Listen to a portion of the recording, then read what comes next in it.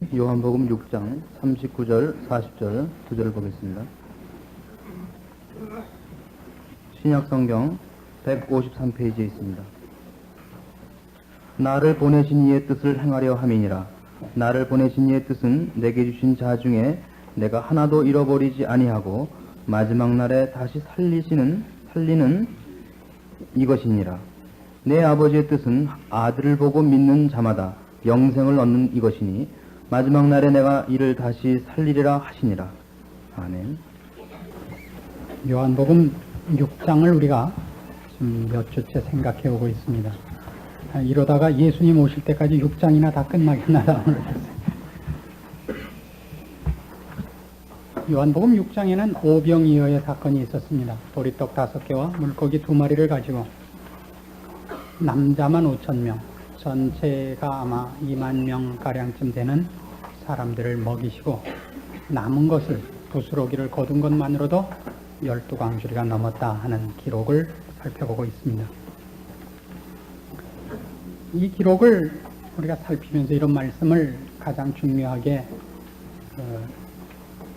지적을 했던 것 같습니다.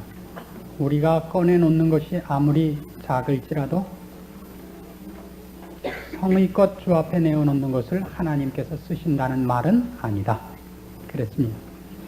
그것이 확인되기 위해서 베드로의 사건이 그 뒤를 이어서 나왔습니다. 그래 놓고 오늘 우리가 본문에 본 것 같이 긴 얘기가 뒤를 이어서 나옵니다. 24절부터 시작해서 71절까지나 아직도 이 사건의 후반부가 남아 있습니다. 그래서 이 사건을 설명하고 이 사건으로 말미암아 우리에게 성경이 무엇을 가르치기를 요구하는가 하는 것을 조명하기 위해서 있습니다.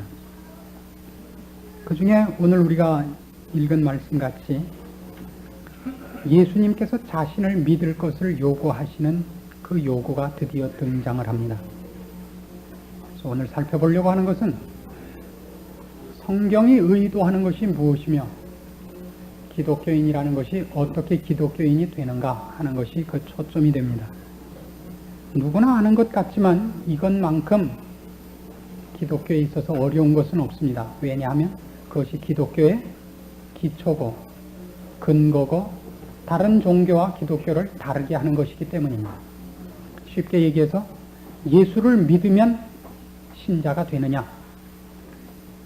그런 뻔한 질문이 그토록 어렵게 설명이 되어 있습니다. 말은 이렇게 시작이 되어 있습니다. 26절 보시면 오병이어의 사건 이후에 그를 쫓아온 사람들에게 예수님께서 이렇게 꾸짖으십니다. 예수께서 대답하여 가라사대 내가 진실로 진실로 너희에게 이르노니 너희가 나를 찾는 것은 표적을 본 까닭이 아니요 떡을 먹고 배부른 까닭이로다. 썩는 양식을 위하여 일하지 말고 영생하도록 있는 양식을 위하여 하라. 이렇게 요구됩니다. 그러자 이 말을 들은 사람들이 즉각적으로 이렇게 묻습니다. 28절 저희가 묻되 우리가 어떻게 하여야 하나님의 일을 하오리까? 29절에 이렇게 답이 나옵니다. 하나님의 보내신 자를 믿는 것이 하나님의 일이니라. 그래서 우리가 너무나 쉽게 예수를 믿는 것이 성경의 요구다 이렇게 생각하고 있습니다. 그 말이 틀린 말은 아닙니다. 그러나 그 말만큼 어려운 말은 없습니다. 이런 생각을 해보시죠. 지금 예수님께서 오병이어의 사건을 끝내놓고 사람들에게 오병이어의 사건을 근거로 해서 자신을 믿기를 촉구하고 있는 것이 사실입니까? 요한복음 6장의 기록들이 지금 계속 그 얘기입니다. 예를 들면 32절 보십시오. 예수께서 이르시되 내가 진실로 진실로 너희에게 이르노니 하늘에서 내린 떡은 모세가 준 것이 아니라 오직 내 아버지가 하늘에서 내린 참떡을 너희에게 주시나니 하나님의 떡은 하늘에서 내려 세상에 생명을 주는 것이라. 저희가 가로되 주의 이 떡을 항상 우리에게 주소서.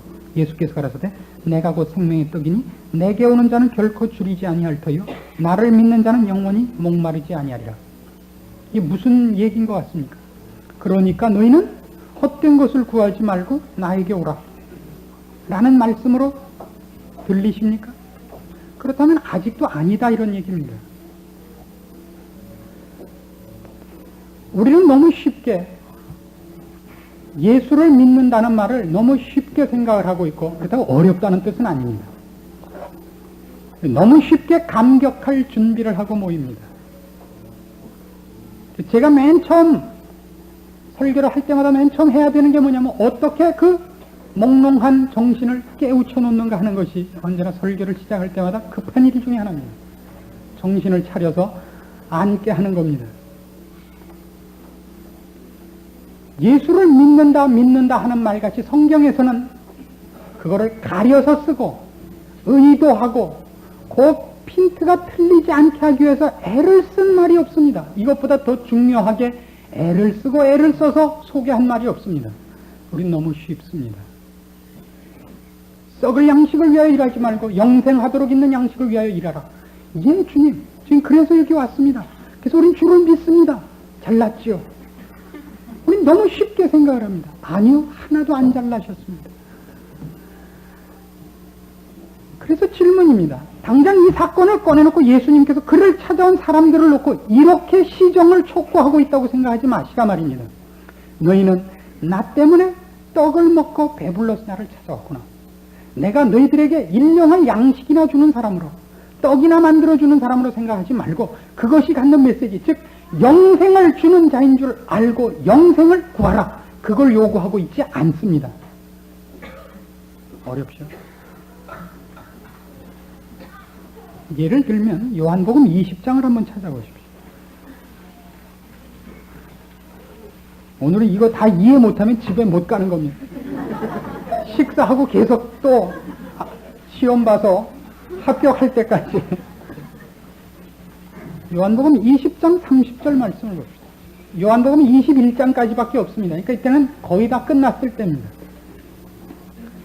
예수님의 죽음이 있고 부활이 있은 다음입니다. 20장 30절. 예수께서 제자들 앞에서 이 책에 기록되지 아니한 다른 표적도 많이 행하셨으나 오직 이것을 기록하면 너희로 예수께서 하나님의 아들 그리스도이심을 믿게 하려 하며 또 너희로 믿고 그 이름을 힘입어 생명을 얻게 하려 함이니라. 왜 기록했다고요, 이 책을? 이 책에 기록된 말씀으로 인해서 어떻게 하기를 원해서요? 예수를 믿게 하려고 했다고요? 아닙니다. 그렇지 않습니다. 성경의 기록만큼 우리가 너무 쉽게 생각해버리는 것이 없습니다.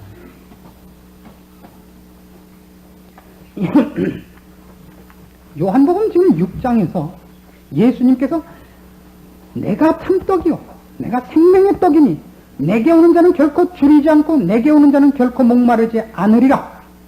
썩는 양식을 위하여 일하지 말고 내게로 오라. 그 말을 액면 그대로 받는다면 이런 말이 됩니다. 그러면 예수님께서 이 땅에 오셔서 그가 하신 사역을 통하여 말하자면 거지 나사로를 아니에요. 그 나사로 말고 죽었던 나사로를 살렸다든가 눈먼 장님을 눈을 뜨게 했다든가 38년 된 병자를 고쳤다든가 하는 것으로 무엇이 열매 맺어져야 돼요? 그러면 이분이 우리의 영의 눈을 뜨게 하는 분이구나. 이분이 우리 죽은 영혼을 일으키는 분이구나 해갖고 그를 믿어 구원을 얻게 해야 됩니다. 그러나 우리가 기억할 것은 예수님께서는 그가 이 방법 저 방법을 쓰다 안 돼서 마지막 방법으로 십자가를 진 분이 아니라는 것을 알고 있는 것 같지 않네요. 어떻게? 이건 알고 계셔야 되는데요. 예수님은 처음부터 죽으러 오신 분입니다. 태어날 때부터 죽기 위해서 태어나신 분입니다. 왜냐하면 예수 그리스도께서 스스로 자기 일을 위하여 오신 것이 아니라 하나님 아버지께서 그를 우리의 죄값으로 죽이시기 위하여 이 땅에 보내신 분이기 때문에 그는 처음부터 죽으러 오신 분입니다. 이게 바로 오늘 문제를 푸는 데서 가장 중요한 힌트입니다. 말하자면 조금 전에 읽은 요한복음 20장 30절 31절도 마찬가지입니다. 이 책에 기록되지 않은 많은 기적도 행하셨습니다.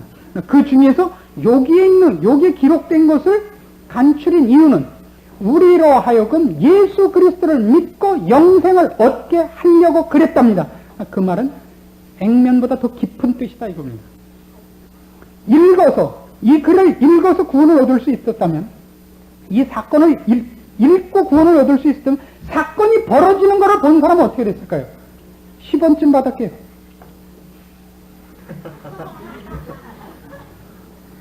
안 그래요? 구원보다 센 거니까. 예수님께서 지금 행하신 모든 일들이 그것 자체가 우리에게 효력이 있으며, 그것 자체가 우리에게 선택을 요구하는 어떤 제비냐 이거예요. 그렇지 않습니다. 예수님께서 지금까지 해오시는 모든 일들에 가장 초점이 되는 것은 우리의 선택을 요구하는 것을 위하여 하고 있지 않습니다. 무엇을 위해서 하고 있죠?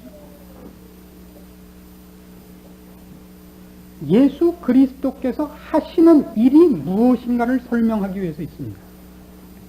그 설명은 어느 때를 위해서 있느냐 하면 구원 얻은 다음을 위해서 있습니다. 다시 돌아가서, 즉 성경이 예수를 믿어 구원을 얻는다는 말이 무엇인지를 설명하기 위해서 복음서가 존재합니다. 또 다시요, 복음서 없이, 예수 그리스도의 이런 사역 없이 우리의 구원은 예수님께서 십자가에 달려 돌아가시는 걸로 족합니다. 그렇지 않습니까? 그것 외엔 방법이 없고, 그것 외에 방법이 없다는 건 그것만으로 족합니다. 그러면 왜 기록을 합니까? 왜 기록을 합니까? 구원에는 두 가지 국면이 있기 때문입니다. 구원은 분명히 우리로 말미암지 않고 예수 그리스도로 말미암는 구원의 전 영역이 있습니다. 그럼에도 불구하고 그 구원은 우리가 동의해야 하고 공감해야 하는 부분이 있습니다. 구원은 분명히 예수 그리스도께서만 죄인된 우리를 죄의 자녀와 권세로부터 불러 일으키사 하나님의 자녀를 만들고 새로운 생명을 창조하며 하나님의 자녀라는 신분을 복구시키는 그분만의 작업입니다. 그러나 어느 구원도 그렇게 복구된 자가 자신이 하나님의 자녀 된 것을 인정하고 공감하지 않으면 자녀 된 자로서의 출발이 없게 됩니다. 오늘 제가 이 제목을 출발이라고 한 것은 뭐죠? TV에 나오는 프로는 아닙니다.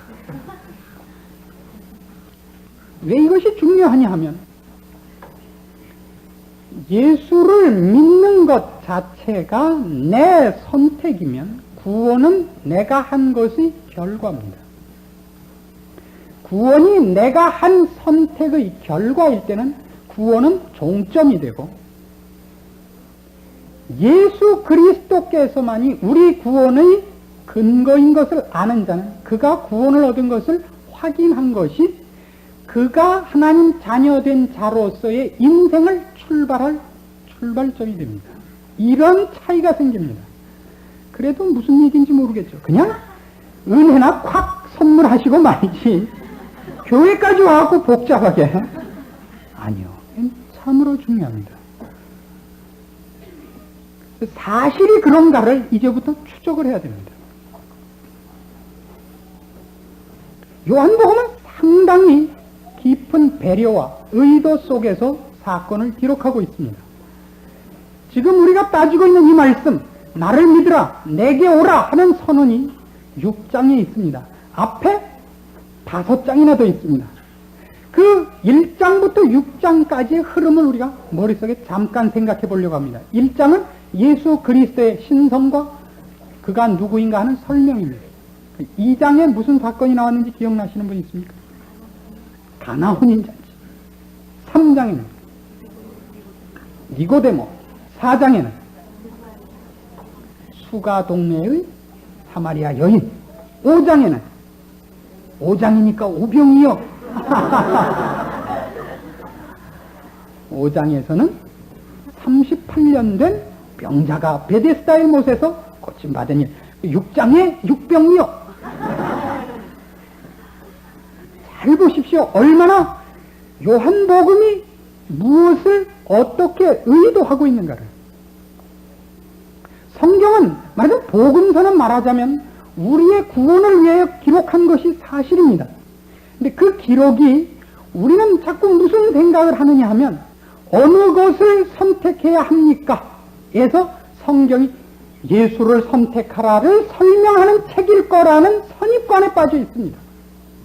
불교를 선택하지 말고 다른 걸 보지 말고 예수 그리스도를 선택하여 구원을 이루라.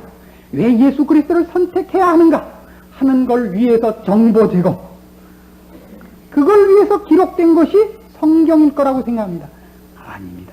성경은 거꾸로 무엇을 설명하려고 하느냐면 구원은 예수 그리스도의 손아귀에 있다.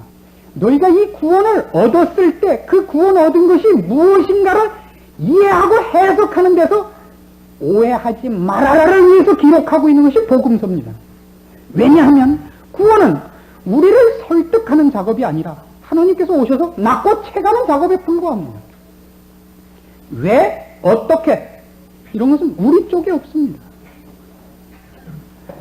그래서 지금까지 기록된 사건들을 우리가 차근차근 보시면 이게 얼마나 재미있게 성경이 예수를 믿으라는 말이 의도한 것이 무엇인가를 잘 설명하고 있는지 알게 됩니다. 말이 좀 이상해지는데. 맞아요? 저도 참 불행한 사람입니다. 주전도사님 같은 사꾸라고.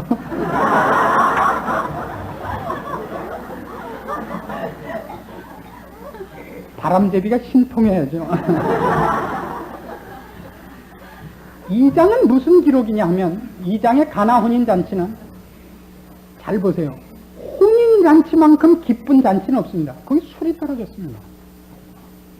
가장 기쁠 곳에서도 기쁠 수 없는 인간의 처지를 지적하고 있습니다. 그걸 해결할 자로서 예수 그리스도는 묘사되고 있습니다. 그걸 해결할 자. 우리로부터가 아닙니다. 우리가 무엇을 내놓은 것을 어떻게 하는 것이 아니라 물을 변하여 포도주를 만드시는 예수 그리스도.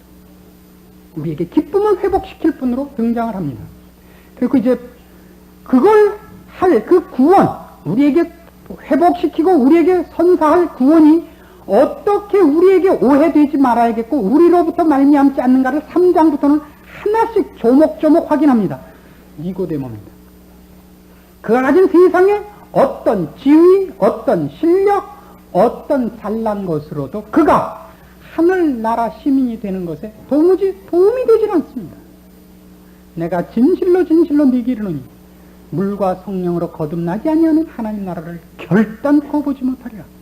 니고데모에게 하는 선언입니다.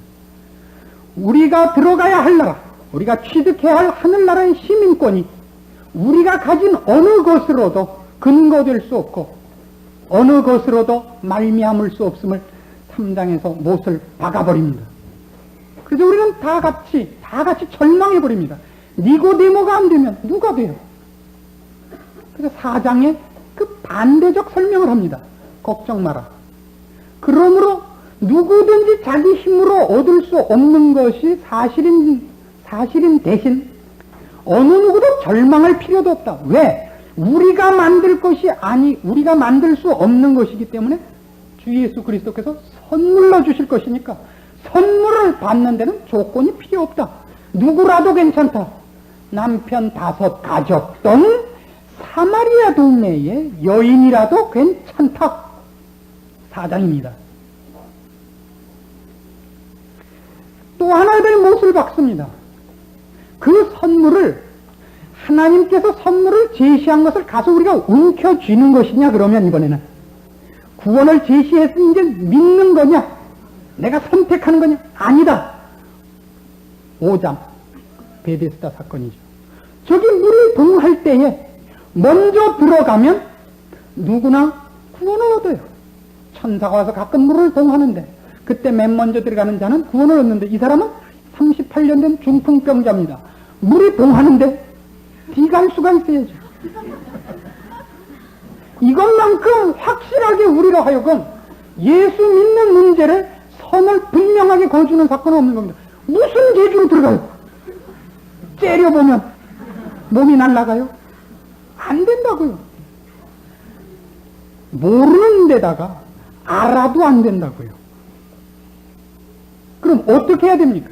우리로부터 어떤 최소한의 조건도 꺼내는 것이 아니라 주 예수 그리스도께서 그의 몸을 찢어 나눠주시는 방법. 그가 우리에게 생명을 주세요. 그의 생명을 주심으로써만이 가능합니다. 그것이 6장까지의 흐름입니다. 결국 무엇을 확인시키기 위해서냐면 예수 그리스도를 믿으라는 얘기는 이쪽을 믿지도 말고 이쪽을 믿지도 말고 예수라는 분을 믿으라. 즉 예수라는 분을 선택하라. 그를 잡으라. 그를 영접하라는 싸움이 아닙니다. 구원은 우리로부터가 아니라 나 아닌 다른 분으로부터 이루어지는 겁니다. 구원이라는 결과가 생겨나는 해결의 열쇠가 우리 손에 있지 않고 예수 그리스도의 손에 있다는 싸움입니다. 그것이 여기서 요한복음에서 특별히 더 강조하고 싶은 얘기입니다. 여러분 이 자리에 왜 오셨습니까? 예수를 믿어서 오셨겠죠. 여러분의 모든 근거가 예수 그리스도를 믿는다는 것 하나 이외에 다른 것으로는 이 자리에 올 수 없습니다. 우리는 보통 이렇게 얘기합니다. 내가 예수를 믿어 이 자리에 왔노라고. 성경 얘기하는 건 바로 그 얘기입니다. 예수를 믿어서 왔다는 것, 이 자리에 나올 수 있는 인간은 아무도 없는데 예수가 여러분을 붙잡아 끌어왔다고. 교회란 돈으로 끄는 곳이 아닙니다. 교회란 건강으로 끄는 것이 아닙니다. 교회란 예수 그리스도와 그의 생명됨, 그의 진리됨 이외에는 아무 것으로도 사람을 끌지 않는 것입니다. 그러면 거듭나지 않은 자가 생명과 진리 이외의 것으로 여기에 나올 수 없습니다. 그것만이 여기는 유일한 내용물이기 때문입니다. 그걸로 올 수 있었으면 여러분이 그것으로 인도되었고 그것에 강권됐기 때문입니다. 무슨 얘기인지 이해하시겠습니까? 이해가 안 가면 외우십시오. 우리가 선택한 자들이 아닙니다. 예수 믿는 싸움에서 이것만큼 중요한 싸움은 없습니다. 왜냐하면 내가 예수를 선택했다고 얘기를 하면 꼭 이렇게 됩니다. 넌 왜 안 하니에요? 우리가 사랑하는 한 친구를 위해서, 이 친구 구원 얻기를 위해서 기도할 때 기도가 두 가지로 다를 수 있습니다. 주여 이 사람이 주를 믿게 해주십시오와 주여 이 사람에게 은혜를 베풀어 주십시오라는 두 가지 다른 기도가 나올 수 있어요. 우리는 어떤 사람도 예수를 믿지 못합니다. 주께서 은혜를 베푸신 사람이 있을 뿐입니다. 근데 주께서 은혜를 베푼 사람은 꼭 예수를 믿습니다. 근데 자기 쪽에서 보면 어디서부터만 인식이 있고 경험이 있느냐면 자기가 예수를 믿은 데만 경험이 있고 인식이 있습니다. 나는 예수를 믿기로 했다. 왜 그랬습니까? 예수님이 진리요 생명이요 그분만이 하나님이신 것을 내가 알았기 때문이다. 어떻게 알았습니까? 도서관 가서 일주일 철야를 했다. 이건 없어요. 어떻게 알았느냐를 모르면서도 모두가 자신이 예수를 믿기로 한 것이 예수를 알게 된 이유인 것 같이 생각을 한단 말이에요. 언제 믿지요? 알아서 믿습니까? 믿어서 압니까? 어때요? 믿어서 알게 됐어요? 알아서 믿어요? 알아서 믿지요. 알아서 믿어요. 믿어서 한다는 건 거짓말이에요. 많은 사람이 이렇게 이 문제를 설명을 합니다. 그렇지 않습니다. 일단 믿어보는 수밖에 없습니다.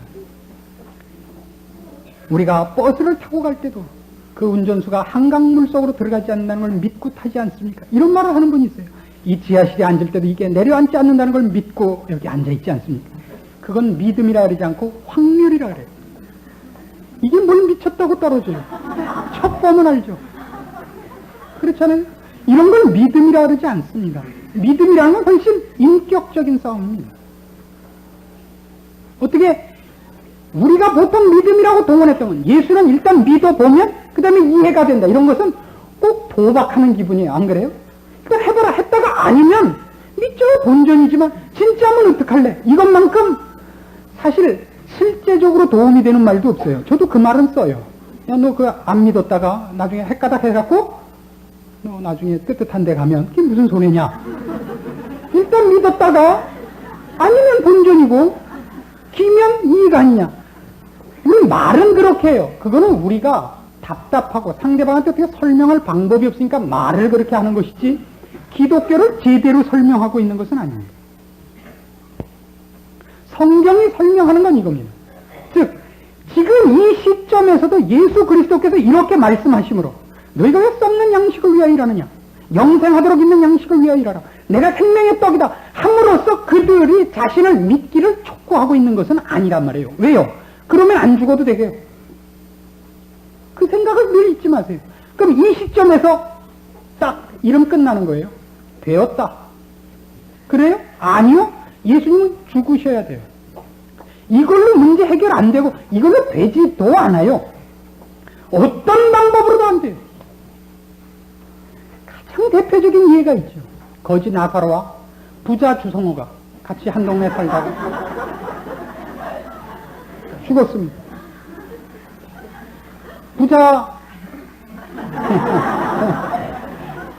부자가 뜨뜻한 데 들어가서 보니까 거지 나사로가 아브라함 품 안에 있어요. 이렇게 요구합니다. 나사로를 보내서 우리 형제 친척들은 이곳에 오지 말게 해주십시오. 그들에게는 율법과 선지자가 있느니라. 그 말을 너는 안 들을지 모릅니다. 그러나 죽은 자가 살아서 나가서 얘기를 하면 들을 것입니다. 뭐라고 그러시죠?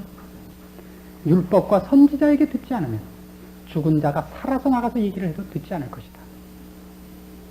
잊지 마십시오. 더 잘 설명을 하면 알아들을 것이라는 착각만큼 신자들이 오해하고 있는 구석이 없습니다.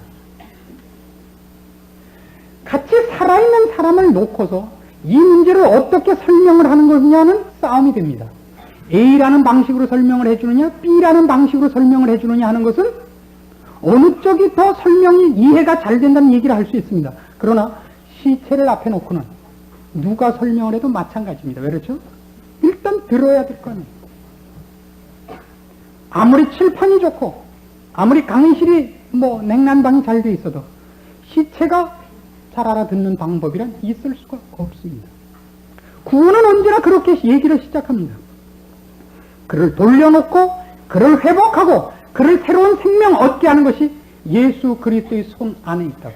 그분만이 하실 수밖에 없다고. 어떻게? 죽으셔서. 그러나 성경은 분명히 그렇게 해놓고 이것을 기록한 것은 너희로 그를 믿고 영생을 얻게 하려 한다 그렇게 되어 있습니다. 그게 비밀입니다. 하나님께서는 저희를 예수 그리스도의 피로 생명만 얻어놓는 것으로 만족하시지 않습니다.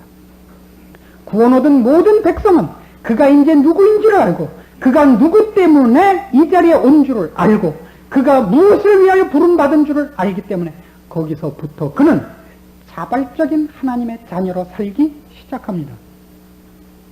모든 신자의 구원 확신은 두 가지로 분류해야 됩니다. 그것이 끝이냐 그것이 시작이냐. 우리는 모두 다 내가 예수를 믿어 오늘 잘난 척하러 이 자리에 나와 앉아있는 사람이 아닙니다. 우리가 깨닫지 못했을 때, 우리가 아직도 죄인이었을 때, 우리가 다 각기 제 길로 도망가고 있을 때 예수 그리스도께서 십자가의 피 흘리심으로 나를 이 자리에 있게 하신 은혜의 결과로 이 자리에 서 있는 자들입니다. 그래서 나도 이렇게 이제는 고백합니다. 저도 주를 믿습니다.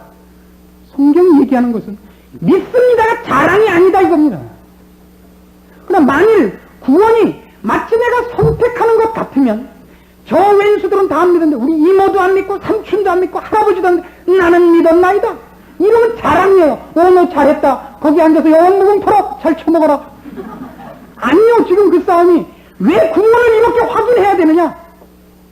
그렇군요. 하나님께서 나를 죽은 자리에 있을 때 나를 저기서 끌어다가 이 자리에 앉히셨군요. 피를 씻어 깨끗게 하셨군요. 내가 이제 저 죄악된 세상의 종로로 타던 데서 부름받아 거룩한 자가 됐군요. 하나님의 자녀이군요. 무엇을 하리까? 하나님의 자녀는 어떻게 사는 것입니까? 하나님의 자녀는 무엇을 목표하는 것입니까? 비로소 살 이유와 목표를 묻게 되는 겁니다. 방법을 묻게 되고요. 주를 믿습니다. 어떻게 살까요? 무엇을 할까요?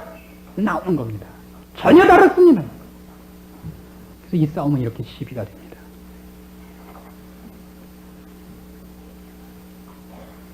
이 많은 일들을 해오시면서 그 어느 것으로도 아무 죄인도 구원 얻을 것을 기대하시지도 않고 의도하시지도 않았습니다. 잊지 마십시오. 기적을 연출하시는 것이 그것으로 말미암아 어떤 한 사람이 감격하고 죽었던 자리에서 일어날 거라고 생각하지 마십시오. 여러분, 우리가 잘 아는 음악 가운데 이런 게 있지 않습니까? 메시아를 초연했을 때 영국의 그 왕 이름이 뭐죠? 세종대왕인가요? 연주를 듣다 벌떡 그만 일어났죠. 너무 감격스러워서. 그것이 일어난 걸 보고 우리는 뭘 아느냐면 그 음악이 얼마나 대단한 음악인가를 대강 우리가 감 잡습니다. 저는 그 음악 할 때 일어나 본 적이 없습니다만, 그럼 이런 생각을 해보세요. 같은 음악을 다른 곳에 와서 틀었는데 아무도 안 일어났으면, 그러면 이쪽에서는 일어난 음악이 이쪽에 와서는 안 일어나면 그다음에 무슨 증명이 되죠? 그 음악을 들은 사람들이 문제가 있는 게 되지 않습니까? 그렇죠.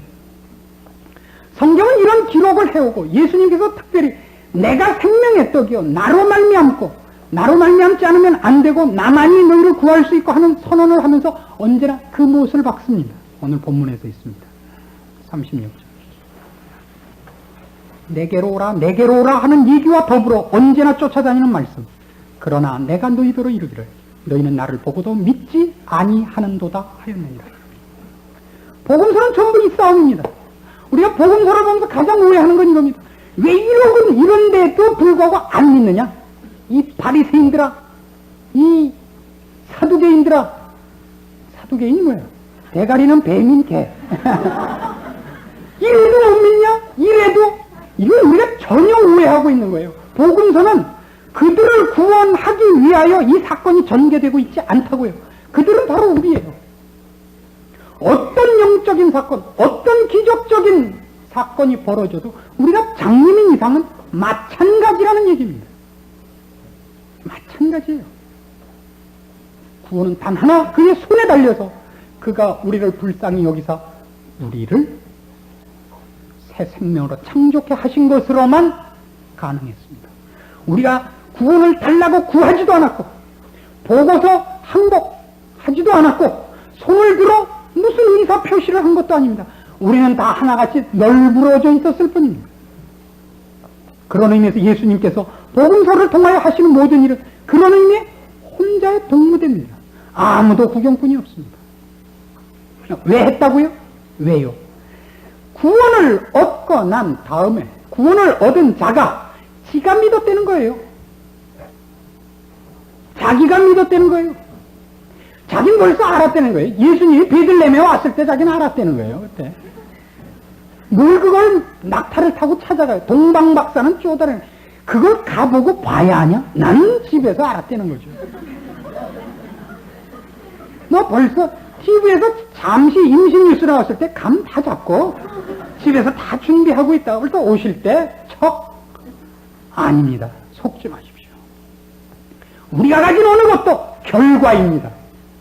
우리가 지금 하나님을 향하여 가진 어떤 호의나 어떤 호감이나 어떤 결심이나 어떤 선택이 있었을지라도 그 결과입니다.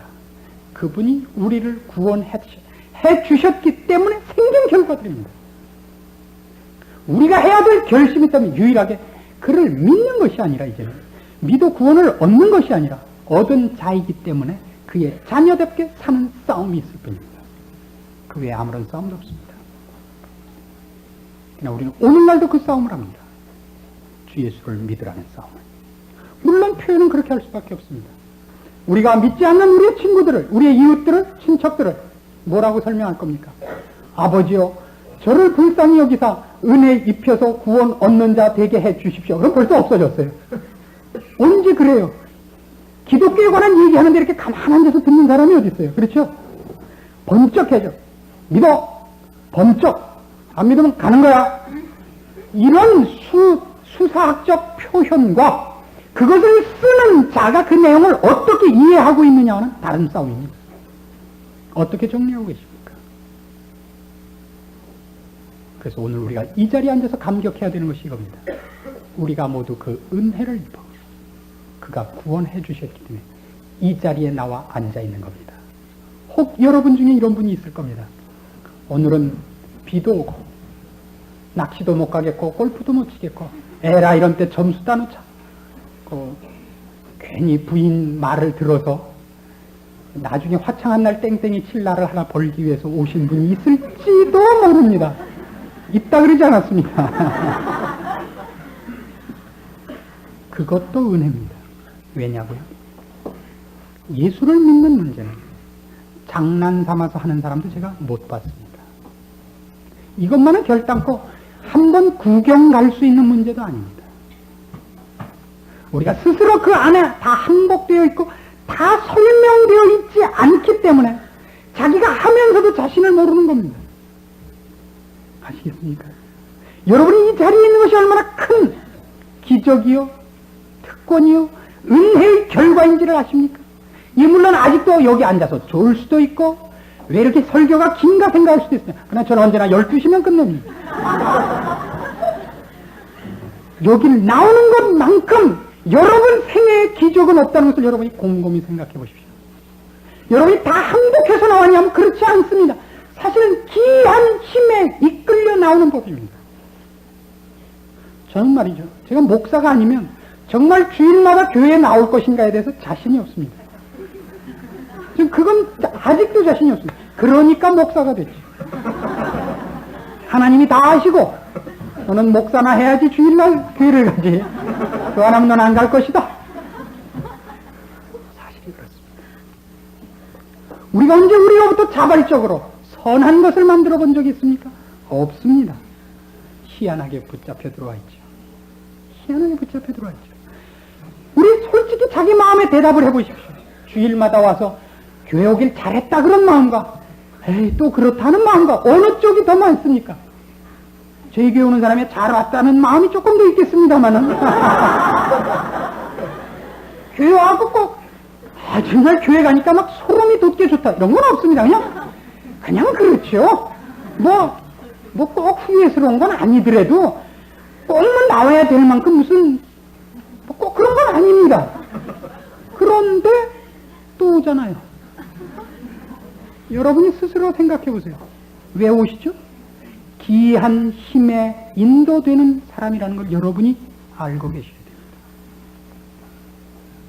교회는 어느 것보다 더 장소가 좋거나 가면 뭐 마음이 평안하거나 그렇지 않습니다. 교회가 시정 잡배들 모이는 것보다 더 편안하냐? 안 그렇습니다. 교회도 훨씬 눈살 찌푸려지는 일 많고 듣기 싫은 소리 많고 구차는 건 많고 강요하는 건 많고 꼭 좋은 곳은 아닙니다. 그러나 어떤 기이한 힘이 세상으로 끄는 힘을 극복하고 여러분을 이 자리에 잡아오는 자 된 줄 아십니까? 우리의 축복은 다른 것이 아닙니다. 내가 무엇을 선택한 것이 아니라 이분이 예수 그리스도께서 나를 선택하셨고 나를 붙잡았다는 것을 확인하는 데 있습니다. 내 운명이 더 이상 내 손에 있지 않은 것을 아는 날 우리는 아직도 우리 자신이 보잘것없음을 압니다마는 드디어 그 자리에 감사가 있고 우리의 영원한 운명이 하늘나라 보좌 우편에 있는 줄 확인하는 감격이 있는 것입니다. 이게 한심하죠. 지금도 한심하죠. 그러나 우리를 저 죽음의 자리로부터 여기까지 끌고 오신 그의 역사와 그의 간섭과 그의 열심이 우리를 기억하고 면류관을 쓰는 자리까지 인도할 것을 그래서 확신하게 되는 것입니다. 다 내게로 오라! 우리가 첫 그 말을 듣고 가는 사람들은 아닙니다. 내게로 오는 자는 결코 줄이지 아니하리라 하신 약속을 하신 분이 우리를 붙잡아 끌어 그 앞에 앉혀 줄이지 않고 목마르지 않고 우리 입술에 감사와 찬송이 풍성하도록 하시고야 말겠다. 예, 그게 복음서입니다. 그게 기독교입니다. 우리는 한 번도 우리가 먼저 손들어서 이 일을 한 적은 없습니다. 그러나 그분이 스스로 결정하사 베들레헴에 오시고 이 일을 행하시고 십자가에 드디어 죽고야 마신 겁니다. 그리고 우리 붙잡아 내신 겁니다. 그래서 예, 우리가 모두 여기 앉아 있습니다. 나도 모르게 정신 차려보니까 내가 미쳤지 왜 여기 왔어. 그 은혜를 입은 것입니다. 그분이 하십니다. 우리로부터가 아니라 그분이 우리를 이 자리에 그리고 천국에 그 감사가 여러분의 평생에, 여러분이 하나님 자녀된 것에 더욱 충성되게 하시고 여러분이 누리셔야 할 특권들을 제대로 누리게 하는 가장 중요한 근거인 것을 확인하시기 바랍니다. 기도하십시다. 하나님 아버지 은혜를 감사합니다. 우리를 사랑하신 것과 우리를 구원하신 것과 우리의 더럽고 추악하고 죄인된 것에도 불구하고 우리에게 간섭하신 것을 인하여 감사드립니다. 우리가 이 자리에 앉아서 주님께서 우리에게 간섭하신 손길을 기억하고 오늘도 우리 입술을 열어 하나님을 아버지라 부르게 하신 그 큰 은혜를 찬송합니다. 이제 주를 믿는 자 되었고 주 안에 부름받은 자 되었사오니 우리의 인생이 주님 기뻐하시는 인생이 되도록 영원한 길과 거룩한 길과 진리의 길로 올바로 훈련되게 도와주시옵소서. 헛되게 우리의 인생을 보내지 말게 하옵시고 우리를 부르신 우리의 주를 찬양하며 그의 자녀답게 사는 인생을 걷도록 믿음과 소망과 주님 주신 약속들을 근거로 하여 주님의 자녀답게 이 세상을 승리하도록 도와주시고 간섭하시옵소서. 예수님의 이름으로 기도합니다. 아멘.